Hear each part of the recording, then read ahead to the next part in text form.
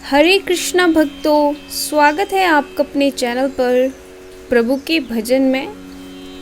तो आइए आज हम श्रीमद् भगवत गीता के बारे में जानेंगे और श्रीमद् भगवत गीता के ये 21 विचार के बारे में जानकर अपने जीवन को आसान बनाने का प्रयत्न करेंगे। जैसे कि हम सभी जानते हैं, यह एक धार्मिक किताब के साथ साथ हर मनुष्य के जीवन के जीने का पाठ है। भगवत गीता को पढ़कर हम हमारे जीवन को आसान तरीके से समझ सकते हैं। यह धार्मिक किताब पूरी दुनिया में पढ़ी जाती है। भगवान श्री कृष्ण द्वारा गीता में बताई गई बातें हमारे मन को शुद्ध कर देती है। इसको पढ़ने से हमें उत्साह मिलता है और मस्तिष्क की एकाग्रता बढ़ती है, साथ में एक सकारात्मकता का माहौल बना रहता है।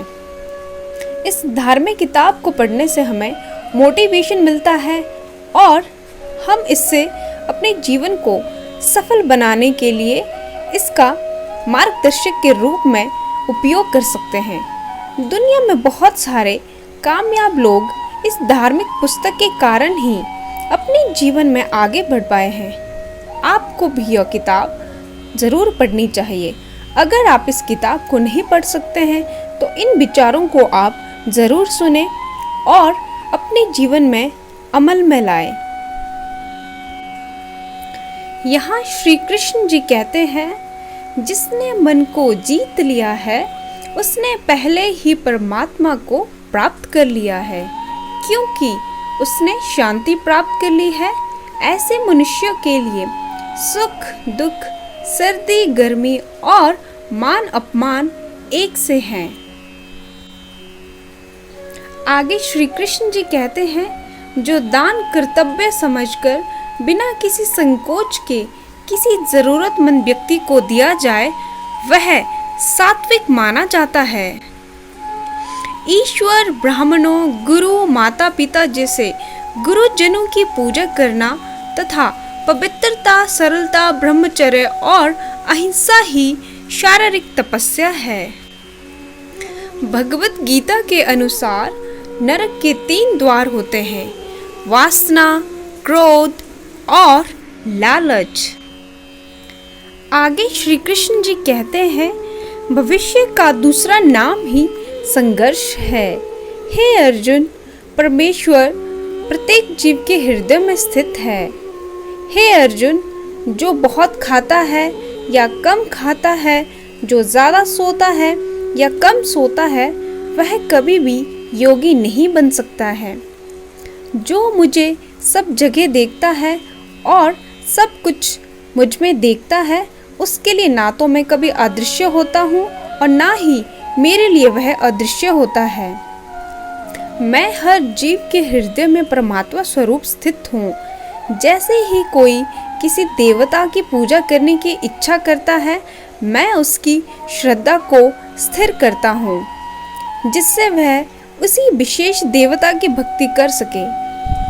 जो महापुरुष मन की सब इच्छाओं का त्याग देता है और अपने आप में ही प्रसन्न रहता है, उसको निश्चल बुद्धि कहते हैं। जो विद्वान होते हैं वो ना तो जीवन के लिए और ना ही मृत्यु के लिए शोक करते हैं। हे अर्जुन, जो जीवन के मूल्य को जानता हो, इससे उच्च लोक की नहीं अपितु अपयश प्राप्ति होती है।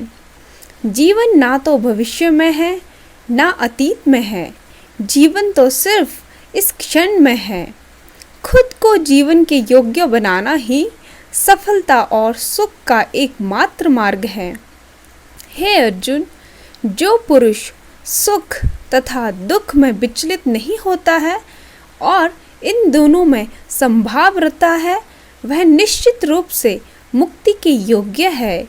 जिस प्रकार मनुष्य पुराने कपड़ों का त्याग कर नए कपड़े धारण करता है, उसी प्रकार आत्मा पुराने तथा व्यर्थ के शरीरों को त्याग कर नया भौतिक शरीर धारण करता है।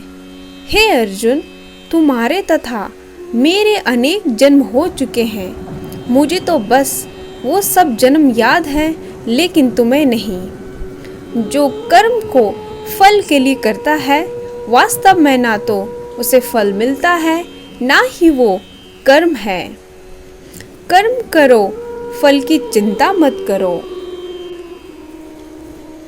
फल की लालसा छोड़कर कर्म करने वाला पुरुष ही अपने जीवन को सफल बनाता है। जो मनुष्य कर्म में अकर्म और अकर्म में कर्म देखता है, वह सभी मनुष्यों में बुद्धिमान है और सब प्रकार के कर्मों में प्रवृत्त रहकर भी दिव्य स्थिति में रहता है।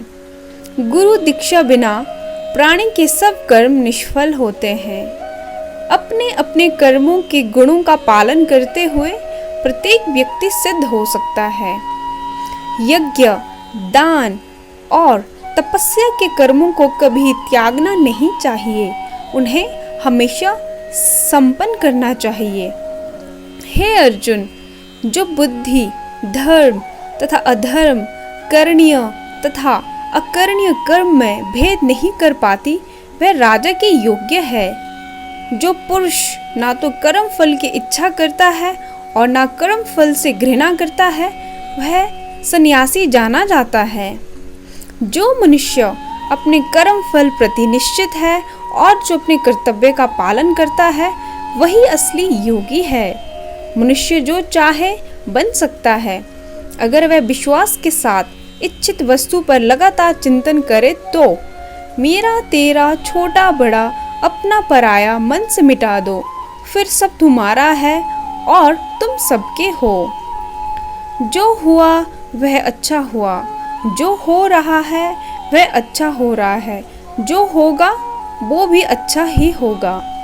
अगर कोई प्रेम और भक्ति के साथ मुझे पत्र, फूल, फल या जल प्रदान करता है तो मैं उसे स्वीकार करता हूँ। जिसने मन को जीत लिया उसके लिए मन सबसे अच्छा मित्र है, लेकिन जो ऐसा नहीं कर पाया उसके लिए मन सबसे बड़ा दुश्मन बना रहेगा। मैं ही लक्ष्य पालन करता, स्वामी, साक्षी, धाम, शरणस्थली तथा अत्यंत प्रिय मित्र हूँ। मैं सृष्टि तथा ब्रह्मांड सबका आधार, आश्रय तथा अविनाशी बीज में हूँ। जब भी और जहाँ भी अधर्म बढ़ेगा, तब मैं धर्म की स्थापना हेतु अवतार लेता रहूँगा। भक्तों का उद्धार करने, दुष्टों का विनाश करने तथा धर्म की फिर से स्थापना करने के लिए मैं हर युग में प्रकट होता रहूँगा। जो लोग निरंतर भाव से मेरी पूजा करते हैं, उनको जो आवश्यकताएं होती है उन्हें मैं पूरा करता हूँ और जो कुछ उनके पास है उसकी रक्षा करता हूँ। हे अर्जुन, मैं वह काम हूँ जो धर्म के विरुद्ध नहीं है। हे अर्जुन, जो मेरे अभिभाव के साथ सत्य को समझ लेता है, वह इस शरीर को छोड़ने पर इस भौतिक संसार में पुनः जन्म नहीं लेता, अपितु मेरे धाम को प्राप्त होता है।